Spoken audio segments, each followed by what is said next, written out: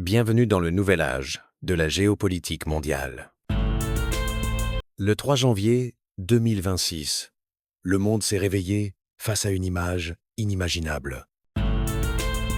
Un président en exercice, arrêté, capturé, transporté hors de son pays par une puissance étrangère. Nicolás Maduro, président du Venezuela, n'est plus au pouvoir. Il est détenu aux États-Unis. Cet événement n'est pas une simple crise régionale. C'est un séisme géopolitique mondial. Un acte qui bouleverse les règles tacites de l'ordre international, redessine les rapports de force et soulève une question fondamentale. Sommes-nous entrés dans une nouvelle ère où aucun chef d'État n'est intouchable? Pour comprendre l'ampleur de ce tournant historique, analysons ensemble les dimensions géopolitiques, économiques et militaires de cette capture sans précédent. Partie 1. Le contexte d'une opération historique. Depuis plus de 2 décennies, le Venezuela est au cœur des tensions internationales. Sanctions économiques, isolement diplomatique, effondrement économique et rivalité entre grandes puissances. Les États-Unis accusent depuis longtemps le régime de Nicolás Maduro de NTR, narcotrafic, violations massives des droits humains, destruction de la démocratie. Mais jamais, jusqu'à aujourd'hui, Washington n'avait franchi cette ligne rouge. Dans une opération militaire éclair impliquant forces spéciales, renseignements et frappes ciblées, le président vénézuélien est capturé sur son propre territoire. Sans mandat de l'ONU, sans résolution du Conseil de sécurité. Un acte unilatéral qui change les règles du jeu. Partie 2. Analyse géopolitique. La fin des tabous. Cette capture marque un tournant majeur dans les relations internationales. Depuis 1945, un principe domine. La souveraineté des États, même les dictateurs, même les régimes autoritaires, bénéficiaient d'une forme d'immunité tant qu'ils restaient à la tête de leur pays.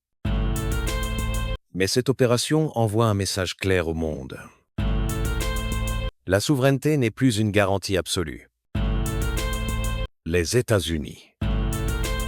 Pour Washington, il s'agit d'un acte de justice internationale et de restauration démocratique. Mais pour beaucoup d'États, c'est un précédent extrêmement dangereux. Si un président peut être capturé sans mandat international, qui sera le prochain? Russie et Chine. Moscou et Pékin condamnent fermement l'opération. Pour la Russie, c'est un coup porté à son influence en Amérique latine. Pour la Chine, un signal d'alarme. Ses investissements énergétiques et stratégiques sont désormais vulnérables. Les deux puissances dénoncent une violation flagrante du droit international, un retour à une logique de force, une remise en cause de l'ordre mondial multipolaire. Le Sud global. En Afrique, en Amérique latine et dans le monde arabe, la réaction est teintée de crainte. Beaucoup voient dans cet acte un précédent néocolonial, une justice à géométrie variable, une menace directe pour les États faibles. Partie 3. Analyse économique. Le pétrole au cœur du jeu. Le Venezuela possède les plus grandes réserves de pétrole au monde. Mais depuis des années, la production s'est effondrée, les infrastructures sont délabrées, les sanctions ont paralysé l'économie. La capture de Maduro change brutalement la donne. Marché pétrolier. Dès l'annonce, les marchés réagissent. Chute temporaire des prix du pétrole, espoir d'une reprise de la production, spéculations massives sur l'avenir énergétique du pays. Les États-Unis annoncent vouloir sécuriser les exportations, stabiliser l'offre mondiale, intégrer le pétrole vénézuélien dans leur stratégie énergétique. Risque économique. Mais cette promesse cache une réalité plus complexe. La reconstruction du Venezuela nécessitera des dizaines de milliards de dollars, une stabilité politique durable, une réconciliation nationale. Les investisseurs restent prudents. car sans légitimité interne, aucun redressement économique ne peut durer. Partie 4. Analyse militaire, une victoire sans fin claire. Sur le plan militaire, l'opération est un succès tactique. Rapide. Précise. Efficace. Mais l'histoire montre une chose essentielle. Gagner une opération n'est pas gagner la paix. Présence militaire. Les États-Unis maintiennent une présence sécuritaire.